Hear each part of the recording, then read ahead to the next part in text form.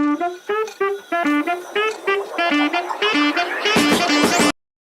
guys, good morning. Once again, good morning Kingdom of Saudi Arabia. Kumusta Pilipinas? Kumusta po kayong lahat? Na-miss ko kayo dito. Na-miss ko yung ating bandingan, yung ating chismisan. Ayan. So, nagchichismis ba tayo dito? Parang hindi yata. Okay. So, 2 weeks guys na nawala ako dito sa long form videos at nakatutok po ako sa short form videos na kung saan ay malaki po yung tulong sa akin sa pagkuha ng pakunti-kunti na subscribers. Yan lamang po ang aking pakay kung bakit po ako nakapag-focus sa short form video. So well, anyway, once again, kumusta at sana ay okay lang po kayo. Sa aking mga bagong subscribers, maraming salamat po. At sa mga loyal and faithful at sa mga luma kong subscribers, mula umpisa hanggang ngayon, maraming salamat din po sa inyong lahat. At sana po ay lumago tayo at sana po tayo ay laging masaya lamang po guys. So yan lang po ang ating pinaka-ingredient sa buhay natin, yung maging masaya tayo sa araw-araw na ginagawa natin. Okay, so yung camera ko, may something sa camera ko eh. May something sa pagkuha ng video ko. Kasi hindi ako gumamit ng ring light, pero sa kabila kong channel, gumagamit din po ako ng ring light. So, may tumitingin doon sa kabila. Kaya dito tayo para walang istorbo. Kasi sa loob, napaka-istorbo po talaga. So, dito, okay tayo, safety tayo, walang maingay. Ayan, so tanging aircon lang ang maingay, dito tayo. Okay, so nais ko lamang po ito ipaabot sa inyo mga may guys. Sa mga dati kong mga subscribers na laging nag-aabang sa aking mga videos, ito po guys, yung sasabihin ko sa inyo na hindi po ako dito pwedeng ma-monetize pa. Okay, so very important po to talaga mga may guys na gusto ko itong ipamonetize itong channel ko pero hindi pa po talaga siya pwede nang dahil po sa pangyayari na hindi natin inaasahan. So well, anyway, wala pong problema niyan kasi meron naman po akong isang dating account or dating channel. Okay, so doon po ako guys nakafocus for now. So dito, itong channel ko na ito, Jim Abby Channel, ito po yung kumbaga, ano lang siya guys, kumbaga parang pastime, parang kumbaga palipas oras ko na lamang po ito guys. Okay, like I said, na medyo magulo yung sitwasyon ng aking channel na ito. Magulo po talaga. Hindi ko alam kung bakit ginugulo ako.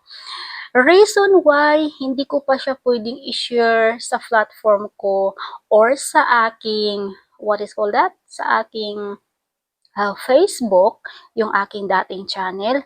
Kasi nga po, prenoprotektahan ko po yan doon sa taong sumira ng aking account na ito. Kasi kapag nakita niya yon at doon ako masaya, alam ko na hindi siya masaya, na ako ay masaya, hindi siya masaya. So, malaking problema po 'yan sa kanya. So, sa ngayon guys, hindi ko pa siya pwede talagang i-share sa inyo and hoping soon kapag okay na ang lahat, ma-share ko 'yan dito sa channel ko na ito and also din po sa aking Facebook. Sana ma-share ko na din po 'yan. Ayan, nagkabunol po tayo. Ma-share ko din po 'yan sa Facebook ko. Yung channel ko na yan ay 23, 3 years na po yan sa akin. Yung channel ko na yan na walang nakakaalam. Iwan ko kung may nakakaalam ba dito sa inyo. Walang nakakaalam. Ako lamang po. At ako lamang po yung nagpo-promote dyan sa sarili ko. Ako lang po yung nagtrabaho niyan 24/7 na ako ay nagtatrabaho sa aking dati na channel. Pinagsikapan ko po yan. Kaya kung ano yung aking mga na-experience doon sa dati kong channel, sinishare ko din po dito sa inyo para naman po ay may mga ideas po kayo na makuha mula sa akin. So, hindi lang yung chismisan dito, chismisan doon, siraan dito, siraan doon. Hindi lamang po yan, guys. So, gusto ko na lahat tayo aangat, lahat tayo ay magkapira, lahat tayo ay masaya. So, yan lamang po ang gusto ko. Sana, no, lahat tayo ganun ang mindset. Okay po ba? Kapag ganyan ang mindset na isa mong kasama, wow, napakasarap ikasama sa buong buhay mo. 'Di ba? Napakasarap siyang kasamahin, napakasarap niyang kaibiganin kapag yung kaibigan mo ay todo suporta ng inyong moral support, todo suporta ng inyong mga kumbaga andyan sa palagi, ups and down sa inyong sitwasyon sa inyong buhay.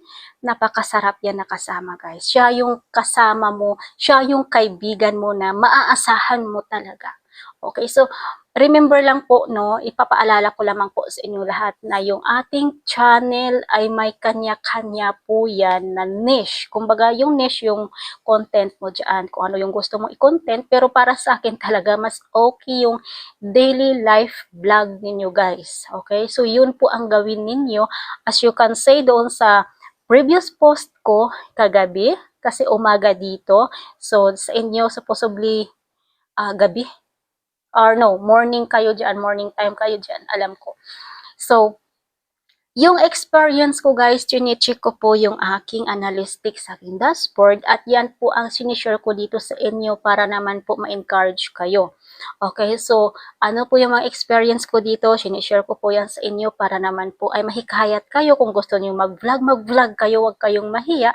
Basta yung mga tips ko dati, mga step by step, andyan, so ano na lang po, guys, subaybay na lang po, kasi itong video ko parang wala pa, itong channel ko na ito, I mean, parang NPE pa to, wala pang permanent address, wala, lalo na ngayon na sinira ng, alam na natin yan, na-post ko na yan, okay, so, sinira niya, kaya, reason why na hindi pa ako pwede dito mamonetize. Okay, kasi nga, chine-check yung aking sitwasyon sa aking channel. Hindi ko pa siya pwedeng ipamonetize kahit gustuhin ko na ngayon ipamonetize para kikita ako, para naman po yung 1,000 na views ko ay kikita ako ng $3.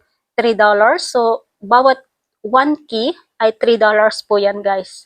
Okay, nagdidepende na din po yan sa cities or sa countries na pinasukan na inyong mga videos. So sisikapin niyo yan, guys, kung saan po kayo malakas.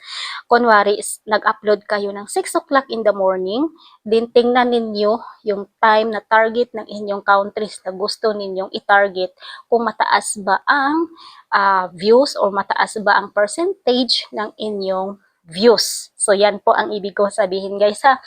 Hindi ang views ang nagbibigay sa atin ng sahod.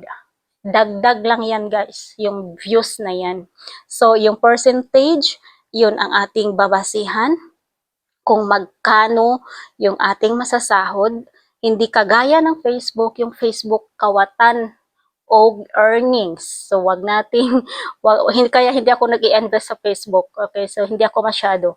Pero, may kunti-kunting pumapasok. Pero mula nung nasira din po yung Facebook ko, hindi ko na po siya naituloy. Kasi nga po, what's the point na i-continue mo pa yung Facebook mo? Sira na nga, di ba? So, hayaan mo muna yan na sa subside yung yung sitwasyon ng Facebook mo. So, kaya nga, reason na nanatili ako sa aking channel.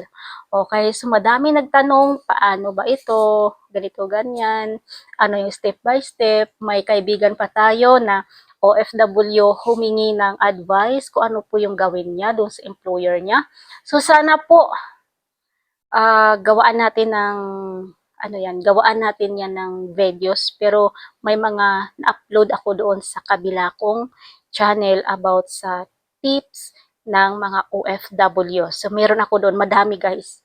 Okay, so meron ako doon na-upload na videos like As the floors can't take no more, stuck in this groove, I'm feeling bored.